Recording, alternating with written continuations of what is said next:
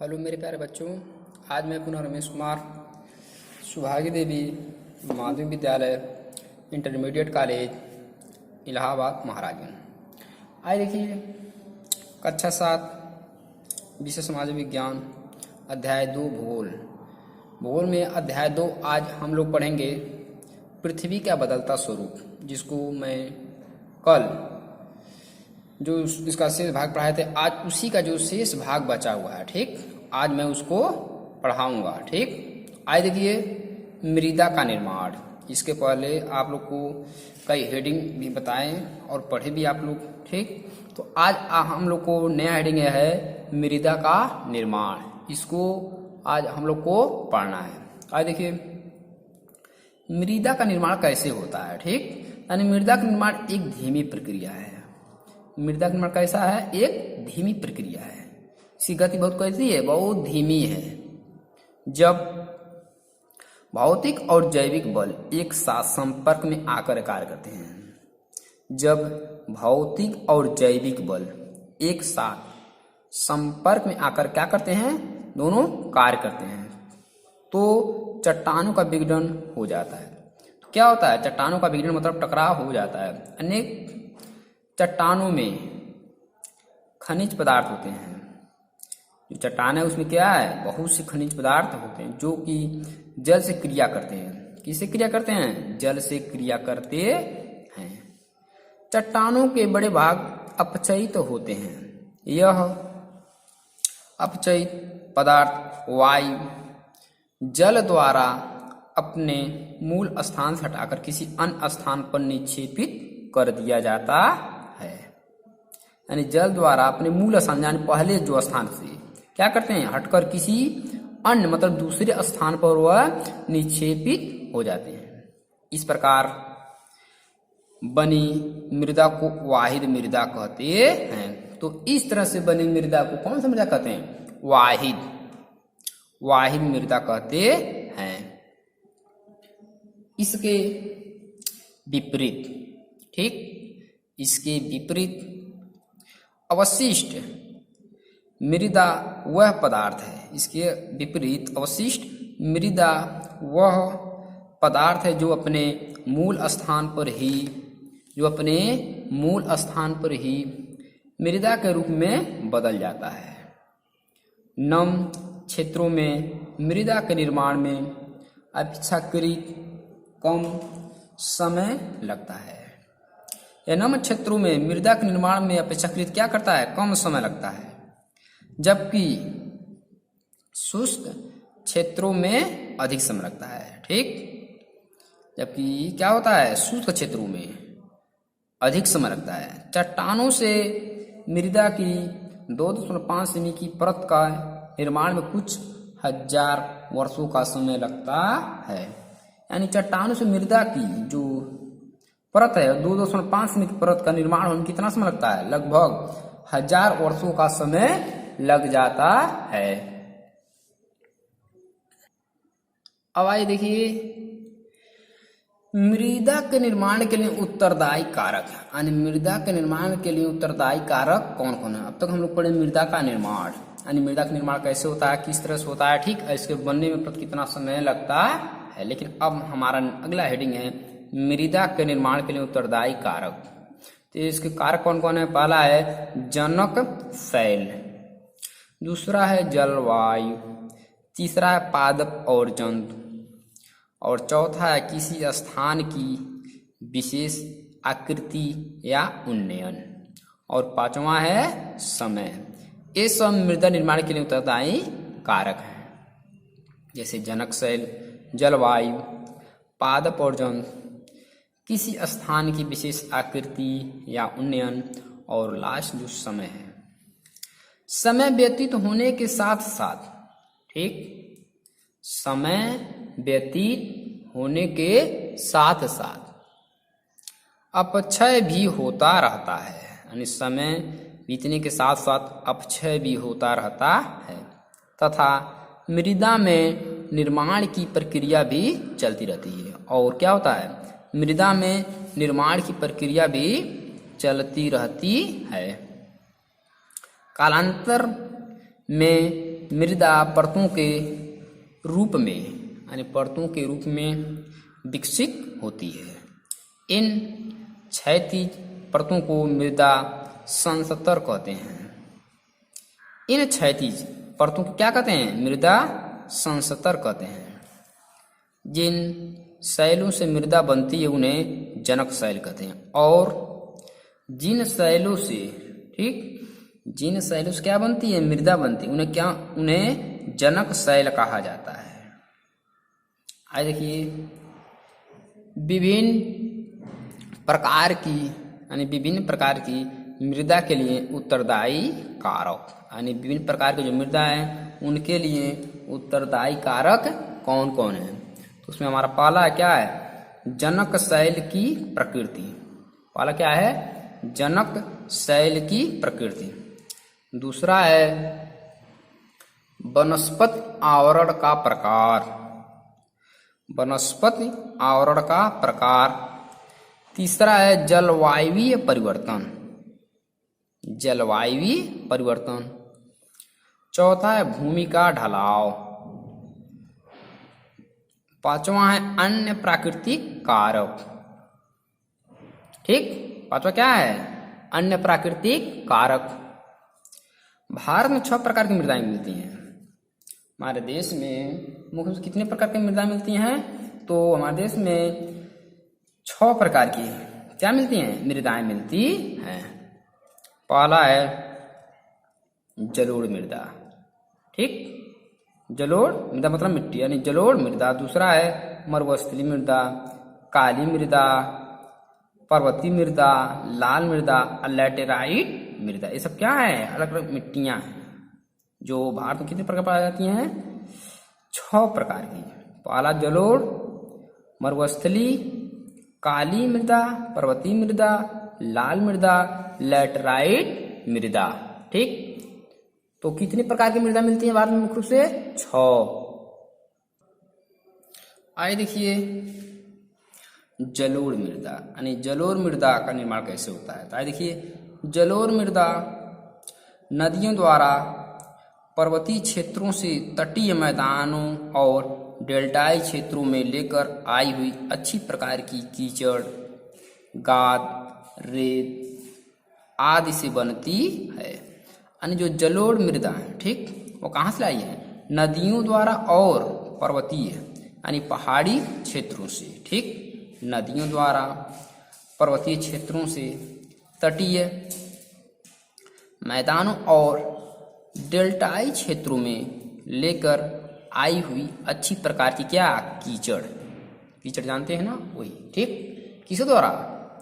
नदियों द्वारा और पर्वतीय क्षेत्रों से तटीय मैदानों और डेल्टाई क्षेत्रों से लेकर आई हुई अच्छी प्रकार क्या? कीचड़,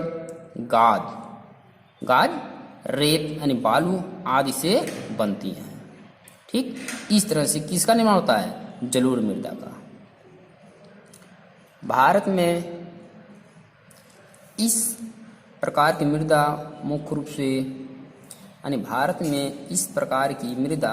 से नर्मदा और ताप्ती की निचली घाटियों यानी उत्तरी गुजरात और छत्तीसगढ़ के मैदानों में पाई जाती है। इस तरह की मृदा कहाँ मिलती है? नर्मदा और ताप्ती की, जो नर्मदा नदी और ताप्ती नदी, ठीक, की निचली जो घाटियों जैसे उत्तरी गुजरात और क्या छत्तीसगढ़ के मैदानों में पाई जाती है। विशाल उत्तरी मैदान भी इस प्रकार की मृदा का बना है। और इसके अतिरिक्त जो हमारा उत्तरी मैदान है, भारत देश का जो उत्तरी मैदान है, इसमें भी मृदा का बना हुआ है। कौन सा? जलोढ़ मृदा यानी जलोढ़ मिट्टी। अब आइए देखिए काली। पहले हम लोग तो क्या पढ़े हैं? जलोढ़ मृदा। ठीक, अब हमको पढ़ना है काली मृदा के बारे में, यानी इसका निर्माण कैसे होता है। यानी काली मृदा ज्वालामुखी शैलों और पिघले हुए लावा से बनती है। यानी काली मृदा का निर्माण ज्वालामुखी शैलों और जो उससे निकले हुए क्या है? लावा ज्वालामुखी से जो पिघले हुए क्या निकलते हैं, लावा से बनती है। कौन? काली मृदा। यह मृदा बहुत उपजाऊ होती है और खेती के क्षेत्र में यह जो मृदा होती है काली, वो बहुत कैसी है, उपजाऊ होती है। इसे काली कपास की मृदा भी कहते हैं। इसे क्या कहते हैं? इसे काली कपास की मृदा भी कहते हैं, यानी काली कपास की मृदा के नाम से जाना जाता है, क्योंकि यह कपास की उपज के लिए बहुत उपयुक्त है। जो काली मिट्टी है, काली मृदा है, वो किसके लिए अधिक उपयुक्त है? कपास की उपज के लिए बहुत ही क्या है, उपयुक्त है। स्थानीय लोग इसे रेंगड़ कहते हैं। जो वहाँ के लोग हैं, वहाँ के बसने वाले जो लोग हैं, वे लोग उस मिट्टी को यानी काली मृदा को क्या कहते हैं? रेंगड़ कहते हैं। यह मृदा दक्कन के गर्म और शुष्क क्षेत्रों यानी मध्य प्रदेश, शुष्क क्षेत्र मतलब मध्य प्रदेश, महाराष्ट्र, गुजरात और तमिलनाडु आदि में पाई जाती है। जो काली मृदा है वह मध्य प्रदेश, महाराष्ट्र, गुजरात और तमिलनाडु आदि राज्यों में क्या है, पाई जाती है। आइए अब देखिए लाल मृदा। ठीक, यानी लाल मृदा रवेदार अग्निशैलों के टूटने के फलस्वरूप बनती है। लाल मृदा का निर्माण कैसे होता है? अग्निशैलों के टूटने के फलस्वरूप बनती है। यह मृदा यह मृदा कम वर्षा वाले क्षेत्रों में बनती है। जो ये इस मिट्टी का निर्माण होता है किस? लाल मिट्टी यानी लाल मृदा। ठीक, यह कम वर्षा वाले क्षेत्रों में बनती है। यह मृदा खाद की सहायता से अच्छी फसलें देती हैं।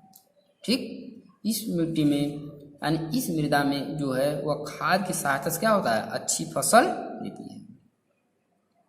लाल मृदा देखिए कहाँ कहाँ मिलता है, तो लाल मृदा तमिलनाडु, कर्नाटक, दक्षिण पूर्वी महाराष्ट्र, उड़ीसा और मध्य प्रदेश में पाई जाती है। जो लाल मिट्टी है वो कहाँ कहाँ है? तमिलनाडु, कर्नाटक, दक्षिण पूर्वी महाराष्ट्र, उड़ीसा और मध्य प्रदेश में पाई जाती है। अब अगला हमारा है लैटराइट। लैटराइट मृदा मतलब क्या होता है? मिट्टी। यानी लैटराइट मृदा उन उष्णकटिबंधीय क्षेत्रों की विशेष मृदा है। ठीक, उष्णकटिबंधीय क्षेत्रों की क्या है? विशेष मृदा है, जहाँ भारी वर्षा होती है। जहाँ कैसी वर्षा होती है? बहुत भारी वर्षा होती है। यह मृदा लौह ऑक्साइड की उपस्थिति के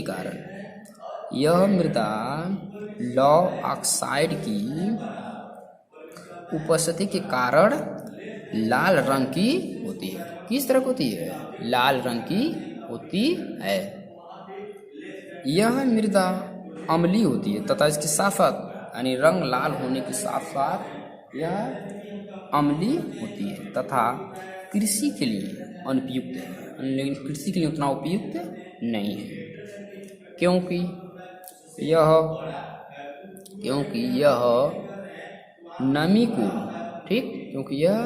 नमी को बनाकर नहीं रख सकती, क्योंकि यह मिट्टी में नमी बनाकर नहीं रख सकती है। इस प्रकार की मृदा पश्चिमी घाट के वर्षा वाले क्षेत्रों और छोटा नागपुर के पठार में पाई जाती है। यह पश्चिमी घाट के वर्षा वाले क्षेत्रों में यानी छोटा क्या? नागपुर।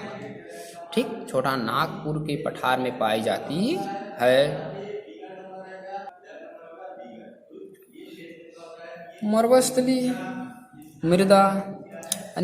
मृदा पश्चिमी स्थान में पाई जाती है। जो मरुस्थली मृदा है वो कहाँ पाई जाती है? पश्चिमी स्थान पर, यानी पश्चिमी। ठीक, भारत के पश्चिमी देशों में यानी पश्चिमी स्थानों पर पाई जाती है। यह मृदा मोटे भूरे रेत कणों से बनी है। इसका निर्माण कैसे होता है? मोटे भूरे रेत की कणों से बनी होती है और उपजाऊ नहीं है। लेकिन ये कैसी है? उपजाऊ नहीं। कौन? मरुस्थलीय मृदा। वर्षा की, ठीक, वर्षा की कमी, वर्षा की कमी इस प्रकार के मृदा के निर्माण में महत्वपूर्ण कारक है। यानी वर्षा की कमी के कारण ही, ठीक, इस मृदा के निर्माण में क्या है? महत्वपूर्ण कारक है, यानी महत्वपूर्ण कार्य करता है। किस तरह की मिट्टी के निर्माण होने में? कैसी? मरुस्थलीय मिट्टी, यानी मरुस्थलीय मृदा। पर्वतीय मृदा हिमालय के क्षेत्रों में पाई जाती है। जो पर्वतीय मृदा कहाँ पाई जाती है? हिमालय के क्षेत्रों में पाई जाती है। इस मृदा में लोहे की अधिकता, यानी इस मिट्टी में किसकी अधिकता होती है? लोहे की अधिकता और चूने की कमी होती है। जिन क्षेत्रों में उपयुक्त वर्षा होती है वहाँ चाय का उत्पादन होता है, और जिन क्षेत्रों में क्या होती है? उपयुक्त होता है, मतलब अधिक वर्षा होती है, वहाँ चाय का उत्पादन होता है। चाय आप जानते हैं, ठीक, तो वहाँ कौन सा फसल होता है? यानी चाय, यानी चाय का उत्पादन जिन क्षेत्रों में अधिक वर्षा होती है वहाँ चाय का उत्पादन अधिक होता है। अब आइए देखिए मृदा अपरदन, यानी मृदा अपरदन किसे कहते हैं? मृदा के सूक्ष्म कणों का, यानी मृदा के सूक्ष्म कणों का निष्कासन मृदा अपरदन कहलाता है। यानी मृदा अपरदन की परिभाषा है, यानी मृदा के सूक्ष्म कणों का निष्कासन मृदा अपरदन कहलाता है। मृदा अपरदन केवल भारत में ही नहीं, मृदा अपरदन केवल भारत में ही नहीं अपितु विश्व के अन्य भागों में भी, यानी यह समस्या भारत में नहीं केवल विश्व के अन्य भागों में भी एक गंभीर समस्या है। यह समस्या केवल भारत में नहीं विश्व में भी यह एक गंभीर समस्या है। मृदा अपरदन के मुख्य कारक निम्नलिखित हैं। मृदा अपरदन के मुख्य कारक मृदा अपरदन के मुख्य कारक क्या है? निम्नलिखित। उसमें पहला मार्ग क्या है? पवन। पहला है पवन, दूसरा है बहता हुआ जल, तीसरा है वनों का कटान, और चौथा है वैज्ञानिक ढंग से खेती। चौथा क्या है? अवैज्ञानिक ढंग से खेती। और पांचवा हमारा है चारागाहों में अति पशुचारण, यानी चारागाहों में अति पशुचारण के फलस्वरूप भारत में मृदा अपरदन की दर बहुत अधिक है। मृदा अपरदन विकास के मार्ग में बड़ी भयावह विपत्तियां लाता है। जो विकास के क्षेत्र में मृदा अपरदन बहुत बड़े भयावह यानी विपत्तियां लाता है। किसके विकास के लिए? मृदा के विकास के लिए, ठीक। मृदा अपरदन के विकास के मार्ग में बहुत बड़ा क्या है? भयावह विपत्तियां लाता है। तो इस तरह से मेरे प्यारे बच्चों, आज मैं जो अध्याय 2 था पृथ्वी का बदलता स्वरूप, उसको मैं उस चैप्टर को समाप्त कर दिया हूँ। अगले दिन पुनः मैं इसको SW तौर पर लिख कर दूंगा। तब तक के लिए धन्यवाद।